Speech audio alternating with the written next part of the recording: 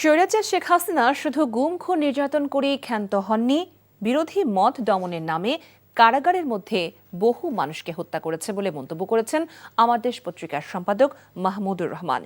বিকেলে সাংবাদিক রুহুল আমিন গাজী স্মৃতি ফাউন্ডেশনের উদ্বোধনী অনুষ্ঠানে তিনি কথা বলেন। এ সময় স্বৈরাচার আমলে কারাবন্দী থেকে চিকিৎসাধীন অবস্থায় নাসির উদ্দিন পিন্টু, মাওলানা দেলোয়ার হোসেন সাঈদীর মৃত্যুর তদন্তের দাবি জানান তিনি।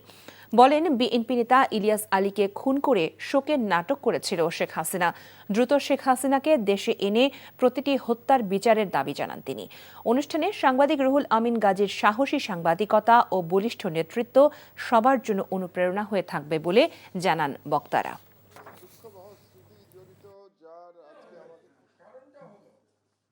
প্রচুর বিরোধী মতের মানুষকে জেলখানায় হত্যা করা হয়েছে। নাসির উদ্দিন পিন্টুকে আমার ধারণা বিনা চিকিৎসায় তাকে হত্যা করা হয়েছে রাজশাহী জেলে। সুতরাং নাসির উদ্দিন পিন্টুর মৃত্যুর একটি তদন্ত হওয়া দরকার। দেলোয়ার হোসেন সাঈদীকেও আমার ধারণা বিনা চিকিৎসায় তাকে হত্যা করা হয়েছে। সুতরাং দেলোয়ার হোসেন সাঈদীর মৃত্যুরও তদন্ত হওয়া উচিত। আমি কিন্তু চাই শেখ হাসিনা ফিরে আসুক এবং এখানে বিচার হোক।